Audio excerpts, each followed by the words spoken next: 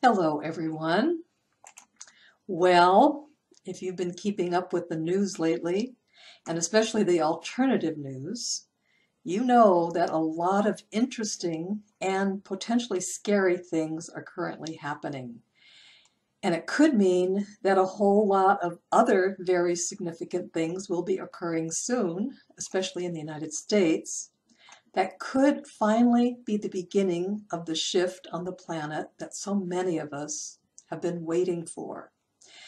But rather than going into detail about any of these things, since there are so many other sources reporting on these events, my focus here is to call on all of you who know you have a spiritual mission as an Ascension light worker during these times of great transition that we're in, as the Earth and humanity are seriously beginning to make a shift into a much higher consciousness known as the fifth dimension. Because of all the chaos and polarization and hatred and fear that are so rampant at this point, there's a demand for a particular type of leadership in the world at this point. A demand for people with a high spiritual awareness and a firm intention to help heal and raise consciousness among people in any way possible, and to assist them through these tumultuous times that we're actually just beginning to experience by staying calm and grounded and centered in a high spiritual vibration, no matter what is happening.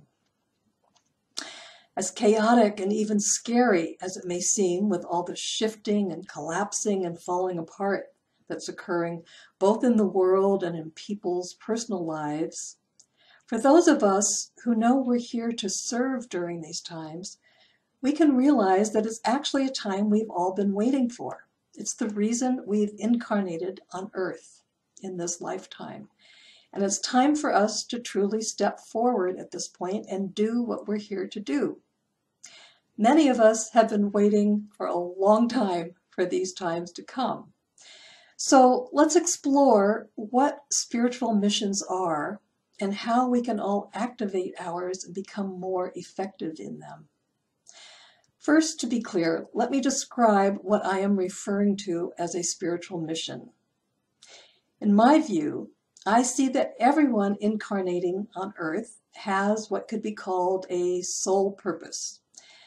Before birth, everyone draws up a soul contract, which outlines, among other things, a general personal purpose for this incarnation, which is often to learn something or balance karma of some kind.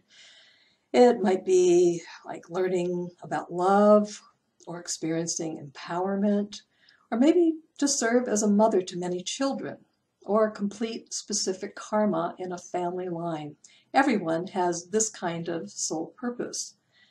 However, not everyone has what could be called a spiritual mission. This is a very specific kind of purpose, a calling, if you will, that certain mature souls have taken on to try to accomplish during this incarnation, with the goal of serving humanity and the Earth in a particular way during these times of ascension. It's more than just feeling drawn to being of service at times. A lot of good-hearted people enjoy helping people whenever they can. If you have a mission, you know you're here to help guide people in a specific way towards higher consciousness through the great shift that's taking place, or to help restore the Earth back to its pristine beauty. You're here in some way to help create the new Earth. You're what could be called an Ascension light worker. It's something you just know in your heart that you're here to do. Now, you may be someone who's actually known about your spiritual mission as far back as childhood. Some people do. Or maybe you have slowly become aware of it as you've grown into adulthood. Or maybe, although knowing definitely that you have a mission, you may still be trying to figure out what exactly it is and how you should be expressing it. Or perhaps you just can't seem to find a way to get it started. Or maybe you're already doing your mission, but you're feeling that you could expand more in your role, be more effective, be more clear in doing it. Perhaps you're feeling challenged by fears or self-doubt, self-judgment, or by getting involved in ineffective relationship patterns that tend to get in your way. You keep sabotaging yourself in some way. All of these things can be really frustrating when you're sincerely eager to serve and accomplish your mission in the best way possible. So first, let's take a look at this. It's helpful to understand that all of us with a sense of mission have particular, unique abilities, skills, gifts of consciousness, all kinds of things that we have to offer. And some of them we're not even aware of yet. But most of them we've probably already been expressing in one way or another for most of our lives, whether we've been aware of this or not. If you were to look back on everything you've ever done in your life, everything you've experienced, everything you've learned, you might be able to see that it's all had purpose in preparing you for your spiritual mission. All experiences, everything you've ever learned, it all fits together like in a tapestry. And you can see that certain threads actually carry all the way through it in your life. You can discover that there is nothing random that has occurred in your life. Even the most difficult, challenging experiences have offered great learning that can be put to use for your mission. If it's not clear yet what your mission is, know that it's likely not unlike what you've already been doing or learning, but it's probably a step up from this, a way that's more concrete or more effective, more expansive an expression of it. Something else that's important to understand is that not everyone with a mission is what could be called a spiritual activist. Expressing as a healer or as a teacher or a leader in some outer kind of way. Not all Ascension light workers are like this. You may be what has been called a frequency holder. Perhaps you're not drawn to having an obvious outer expression of your mission. And yet you're aware that you can hold a high and powerful frequency of love and light. And you know the power of this ability. Frequency holders with this power are very important. Their energy helps to create a field for the collective at large. You can't see it, but it's very real. And frequency holders also act as a type of battery of light for those people who are out there in the world acting as spiritual activists. But whatever your mission is, know that it's important and that it's needed now more than ever before. It's becoming all the more essential for you to step up and begin doing it in a serious way as we move ever faster into the shift that is now occurring. It's helpful to know that there are now great waves of light pouring onto the planet that can assist us in this endeavor. Some of them are here to break apart the status quo and disrupt and release low consciousness activities and events in the world and negative emotions and beliefs within people. And there are other waves that are offering a great deal of love and light that can support our efforts in healing and awakening and in accomplishing our missions. So it's really important for every one of us who is feeling called at this point to be one of the healers or guides for humanity into a higher dimension of consciousness to step forward now and get clear as to how we can shift past anything that stands in the way of doing our missions in the highest way possible. So whether you're someone who is still not sure what your mission is, or you already know but you're feeling somewhat stuck and moving forward as quickly and as effectively as you'd like, let's look at some reasons that can cause this kind of stuckness. If you're still not sure what your mission is, or you can't seem to get it going, it might be that you are already expressing your spiritual mission and you're just not recognizing it yet. Maybe you're not expressing it in a full way yet, but you are developing it gradually. Missions often evolve over time, and sometimes it takes a while to get where you're envisioning yourself to be, where you want to be. But in time, you find opportunities to broaden and strengthen your expression of your mission. Perhaps it might even morph into something completely else that you've never thought of. But the point is, it's a process. Another reason for feeling stuck could be that you have certain karmic situations or patterns that still need to be resolved before you can step more fully into your mission. Or relationships you're involved in that are not conducive to whatever you're here to do. Some people, for instance, are fearful of letting go of a marriage or a partnership they've been in for years, although they're aware that they're being held back by staying in it. Now, if you're someone thinking you're already doing your mission, but it just hasn't been working well for some reason, it may be helpful to also be aware of two fairly common traps people can fall into when they're involved in expressing their mission.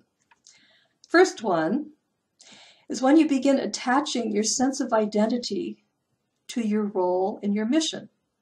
You know, like, I am a healer, I am a teacher, I am a psychic, Reiki master, or whatever it is you do.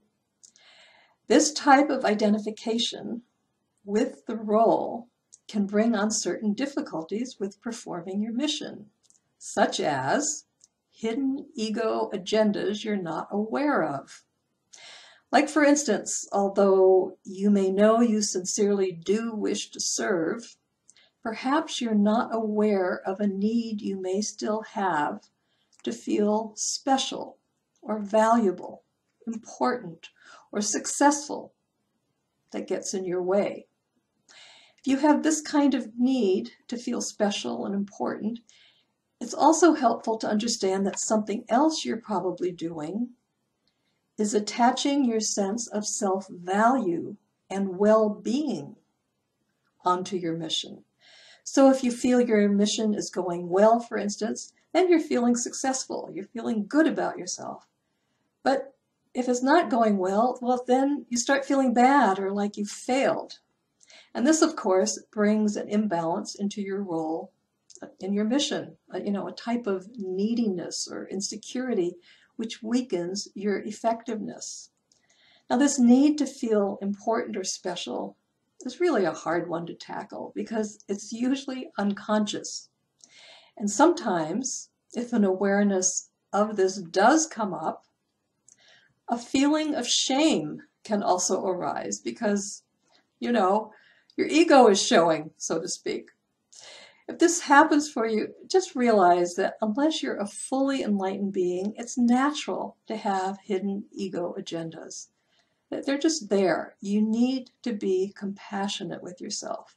It's just important to be open to becoming aware of these ego agendas that can just stubbornly hang on sometimes. And just do whatever you can to heal them. Generally, what is needed is simply developing more love for yourself. However, there's another difficulty that can arise when you're attaching your identification to your role in your performance of your mission.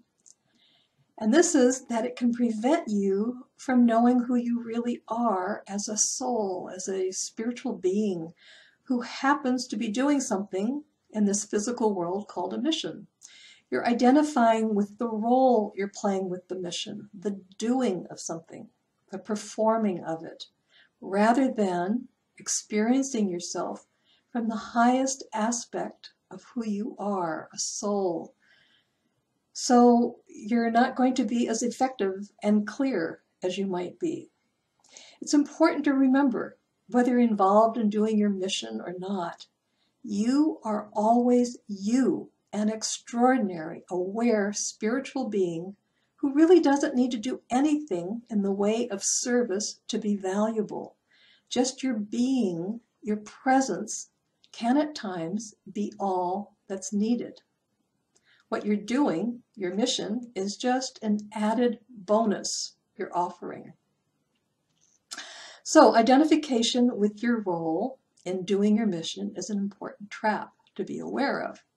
But there's a second one you can also fall into when you have a mission, and that is attaching financial stress to it. I see many people doing this. They have a belief that in order to feel successful in their mission, they need to be making money from it and earn their living by doing it. If you have this belief, then what happens is, if you're not financially successful, you might start judging yourself and doubting your mission and sabotage yourself with fear and stress. And this, of course, is not helpful either. So if there's any way to somehow separate out the doing of your mission from your financial situation, it can be helpful. This doesn't mean you can't make money from your mission. Of course you can. Just don't attach your success in making money to your feeling of success in accomplishing your mission. So, these are some common reasons people get stuck when attempting to bring their spiritual mission into full. Now let's have you explore what kind of challenges you may be experiencing. Some of them may be the same as I've described. Others may be more specific to you. Let's do this by starting out with closing your eyes and taking a deep breath. And see if you can bring your awareness into the center of your head. Often we keep our attention focused outside of us, kind of floating out somewhere around in our mental body. And what you can discover is that if you bring your focus inside your physical body to the middle of your head, right there behind your eyes, a little bit above, right where the pineal gland is, you're suddenly more in charge. This is your power center. Feel the difference of how present you become when you bring your attention, your focus, inside your head like that. And then, from this place, begin focusing on your breath. With each breath, breathe in divine light into your heart. And now breathe in divine love. And with each out-breath, see light and love flowing into the field around you that expands with each breath, out into the room and beyond.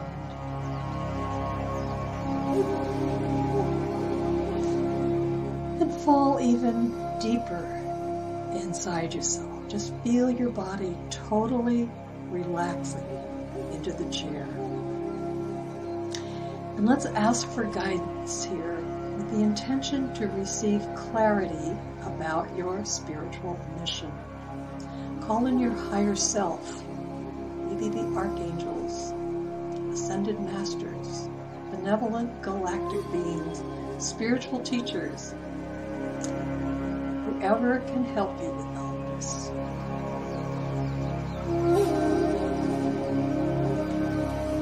And now bring to mind what you believe your spiritual mission to be.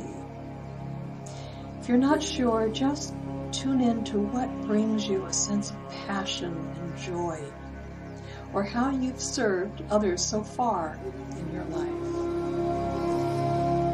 And let's first explore the gifts you bring to whatever work or service you've ever done. And don't try to be humble about this. Stand strong within yourself and acknowledge the gifts you know you have. Perhaps let's first focus on your practical talents and skills, which have maybe shown up in the work you've done over the years, or even simply in your everyday personal life that you may just take for granted. For example, maybe you have natural leadership qualities or organizational abilities. or perhaps mediation abilities. You can naturally facilitate communication between people or within groups whenever you're in them. It just kind of happens. Or maybe you're good at math or science or learning languages or writing, editing, solving puzzles, making things. All of this counts. Or you may just have comprehensive understanding of what's happening in the world, or something like that. What are your important practical skills?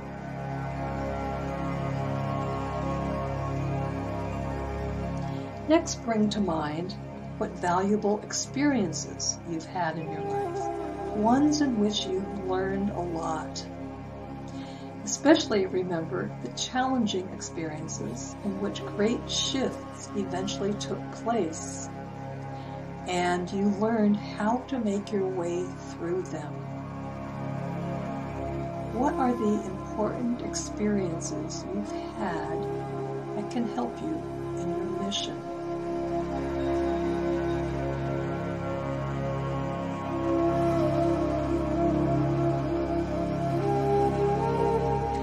Lastly, take a look at any gifts of consciousness you either brought into this life or that you've developed as you grew older. Perhaps it's a sense of deep empathy and compassion for others. Maybe you find that people find it easy to talk to you. They confide their secrets in you. They just know you have a deep sense of empathy for them. Or maybe you have healing abilities. Remember, you don't have to be trained in any certain profession for this. There are many ways healing can be expressed. Do you have these healing abilities? Or perhaps you have a deep love and understanding of children, or animals, or plants. These too are important. And perhaps you have what could be called psychic abilities. Do you experience a type of telepathy at times, for instance? Or do you have experiences of clairvoyance, clairaudience, clairsentience, or an ability to communicate with other dimensional beings? What are the most important gifts of consciousness you have to offer?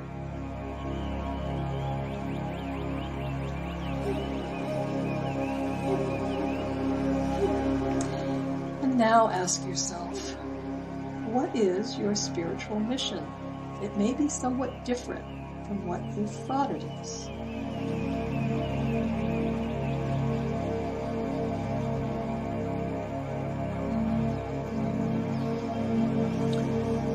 Now become aware of what generally happens when you express these gifts and abilities. Are people basically receptive to them when you've expressed them? How were your abilities and gifts received when you were a child? Were you supported by your parents and teachers? Did they get who you were, encourage you to express yourself? Did you develop confidence in who you were? Or did you maybe become afraid to attract attention or stand out? Did people ever make fun of you?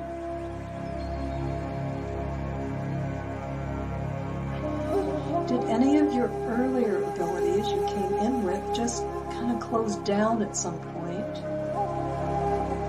because it didn't feel safe to express them?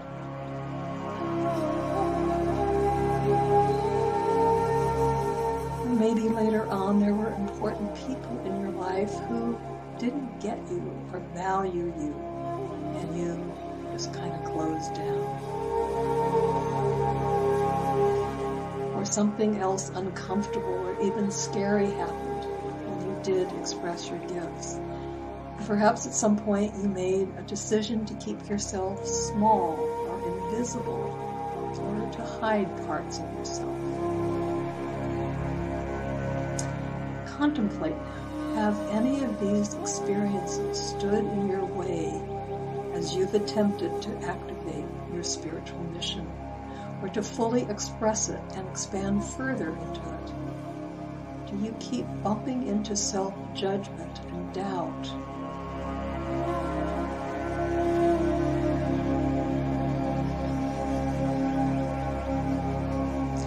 What could you do to begin dissolving any of these blocks you've developed in this life to your full expression of your mission?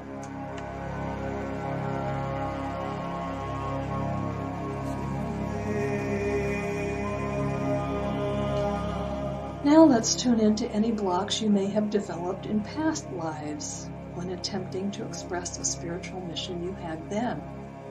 These are really important to be aware of and often hard to tune into because they're usually unconscious.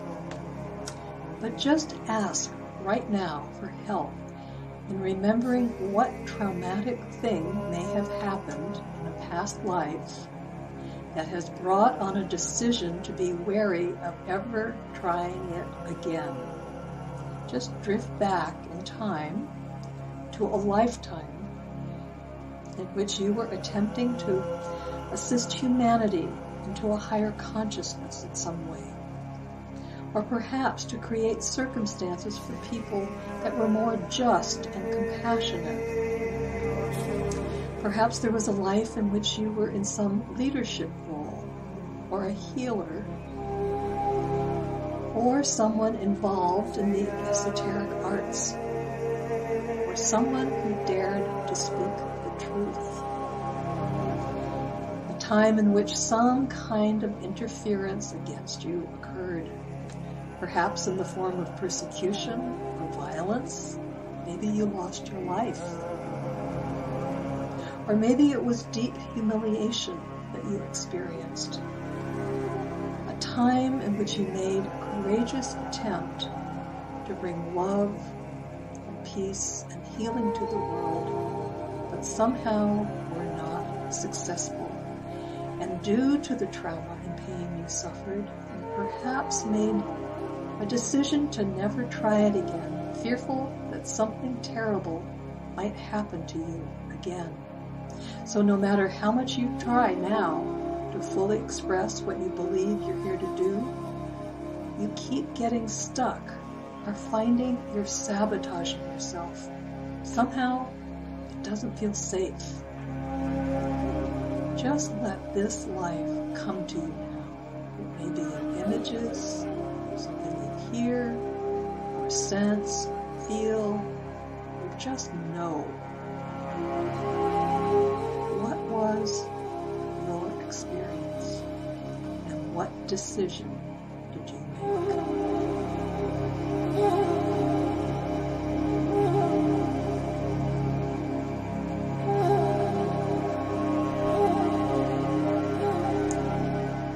Now ask yourself, does that decision you made at that time make sense now in today's world? Is it still unsafe? It's important to remember we're living in different times now. It's much safer. Like I said, new energies are now coming in that are supporting our missions to assist humanity and create the new earth. So ask yourself, what can you do to shift these blocks or impediments and challenges so that you can embark fully on accomplishing what you're here to do during these current times?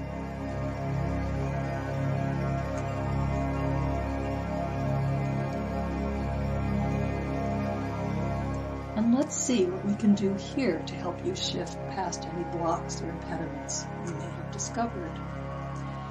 You know, if you've been on a healing path for a while, understand that it may not be necessary to do long and hard healing work on yourself about these issues, as you may have had to in the past. The divine energies coming onto the planet now make it easier to simply release patterns and negative emotions and beliefs.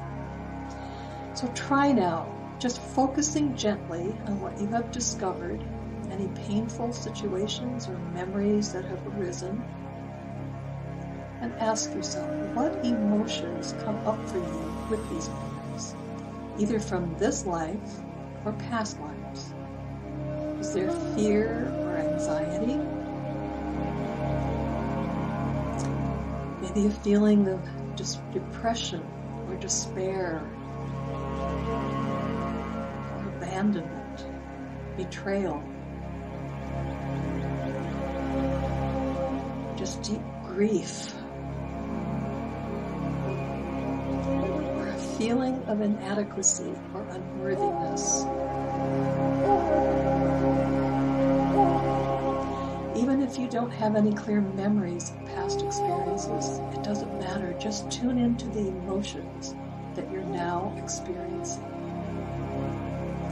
And also become aware of what negative or limiting beliefs about yourself may also be present with these emotions.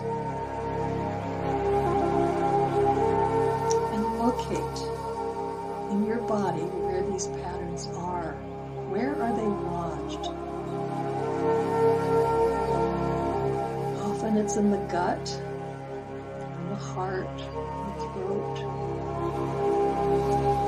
Perhaps put your hand on this part of your body that's feeling activated. And feel compassion for yourself in feeling these emotions. If tears come up, just let them. And ask that part of your body if there's anything it wants to say to you.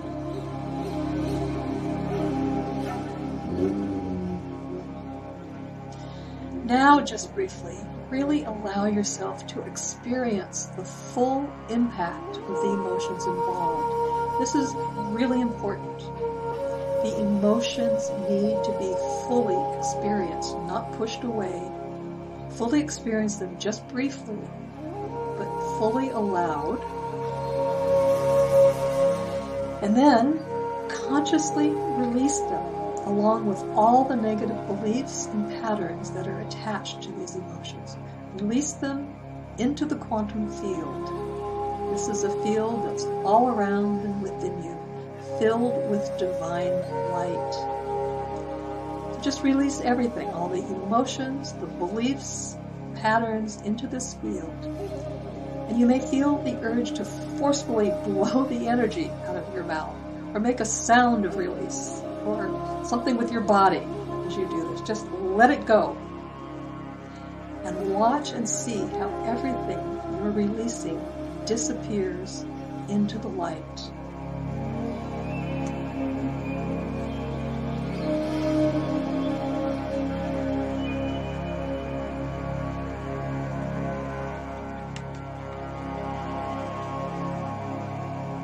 Now just take a couple of deep breaths. And feel into that part of you that just had something released from it. And call in divine light to fill it. Just fill yourself with divine light. And realize you are now free to make different decisions about yourself and how you can accomplish your mission in a freer and more effective way. Be open to suggestions that may come to you, either inwardly or from some outer source, about how you might begin doing your mission in a different, better, or more expanded way, or how you can possibly get around certain obstacles that have felt to be in your way. If you've been waiting, for example, believing you need more money to begin the mission you really want to launch, perhaps there's a different way you can go about getting it going without that money. Or maybe you feel you need more energy or more support or better health. See if there may be other ways to begin it without these things, just initially, just to get you going. Whatever happens for you, know that you are ready now to step into your mission in a fuller way, and that you are needed. Much may be happening soon that will make this evident. So the more attention you put on fully activating your mission, the sooner you will get the support you need to be involved in it in the most powerful way possible. If nothing else, know that a part of your spiritual mission, no matter what the outer expression of it might be, will be to focus on staying calm, grounded, and centered in a high spiritual vibration, no matter what is occurring in the world. People are going to need this perhaps more than anything else. And remember, you are a part of a global team of Ascension Lightworkers. We've all come to do our unique part to assist humanity and the earth through this gigantic dimensional leap. Feel into this collective energy and feel it supporting you. And know that for now, I hold you in light as we all take our places and do what we've come here to do during these very confusing but also very exciting times. I send you much love and many blessings.